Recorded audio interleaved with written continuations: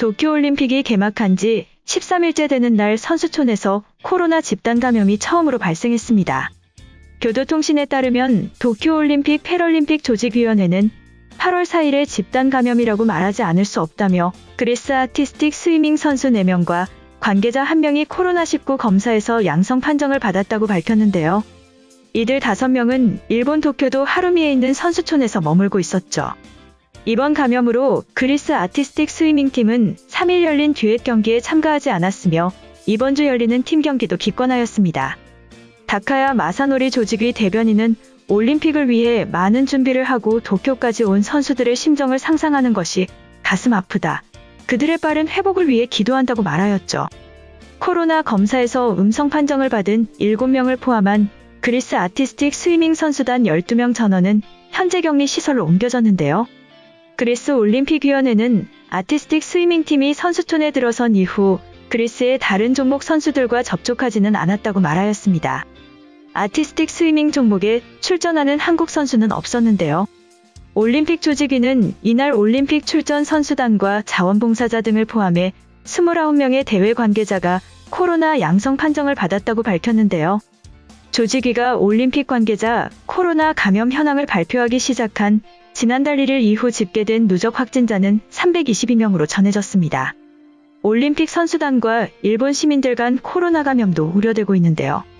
앞서 일본 정부는 올림픽 참가 선수와 관계자들이 입국하면 외부와의 접촉을 차단하는 일명법을 방역을 통해 국내 코로나 확산을 막겠다고 말하였습니다. 하지만 영국 킹스 칼리지 런던의 공중위생연구소 소장을 지낸 시부야 겐지는 올림픽 선수단과 관계자들의 코로나 확진 사례가 잇따라 발생함에 따라 버블 방역 시스템이 어느 정도 붕괴된 것이 분명하다. 가장 우려스러운 것은 선수촌 혹은 일부 숙소에서 집단 감염이 발생하거나 현지 주민과 접촉이 있을 수 있다는 점이라고 로이터 통신은 보도하였죠. 한편 도쿄올림픽 선수촌에서 첫 집단 감염 사례가 나온 가운데 조직위가 밤마다 벌어지는 선수촌 술파티를 전혀 통제하지 못하고 있다는 불만도 폭발하고 있습니다. 지난 3일 일본 유력 주간지 슈칸 신초 인터넷판 데일리 신초는 이 같은 내용의 대회 관계자 폭로와 함께 야외 술파티가 벌어진 선수촌 내부 모습을 공개하였는데요. 지난달 31일 새벽 2시쯤 올림픽 선수촌에서 외국인 선수와 대회 관계자 간 실랑이가 벌어진 것으로 알려졌습니다. 산케이 신문 계열 후지 뉴스 네트워크에 따르면 이날 경찰은 외국인 선수 여러 명이 선수촌 내 노상에서 술을 마시는 등 소란을 피우다 대회 관계자와 시비가 붙었다는 신고를 받았다고 보도하였죠.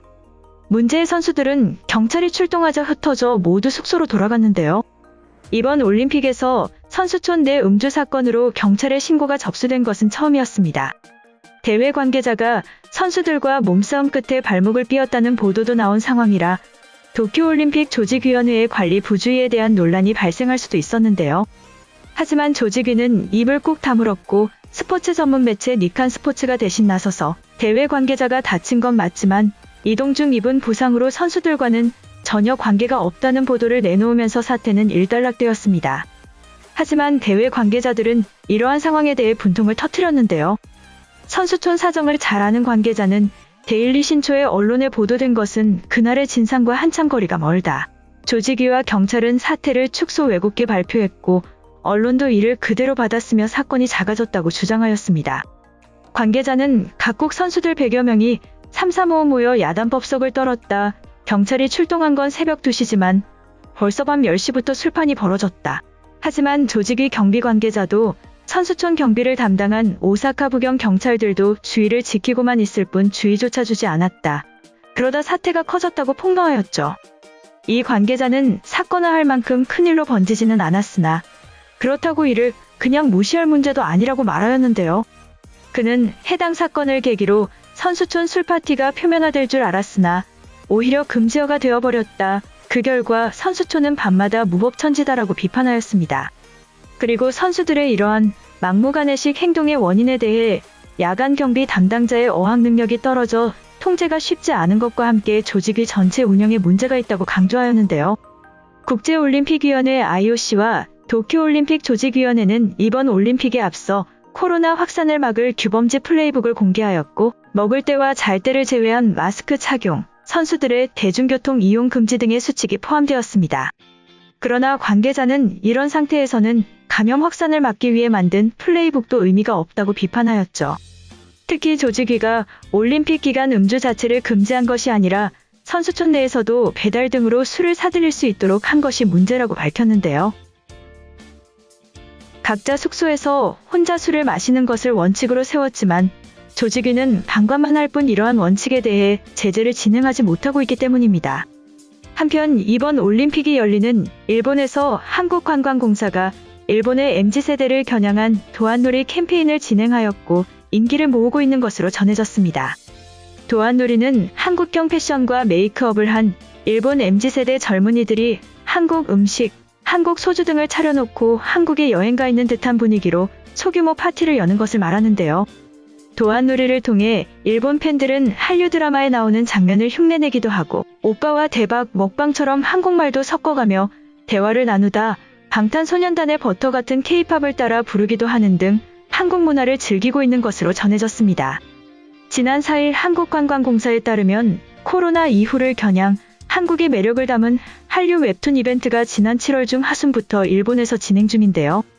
지난 7월 17일 후쿠오카 번화가인 텐진에 오픈한 한국문화 체험공간 터치더케이는 서울의 핫플레이스에 온 듯한 분위기를 느끼는 곳으로 다양한 포토존, 한국 화장품, 전통공예 등을 체험할 수 있는 체험존, 한국 여행을 준비할 수 있는 관광존 등이 마련되었습니다.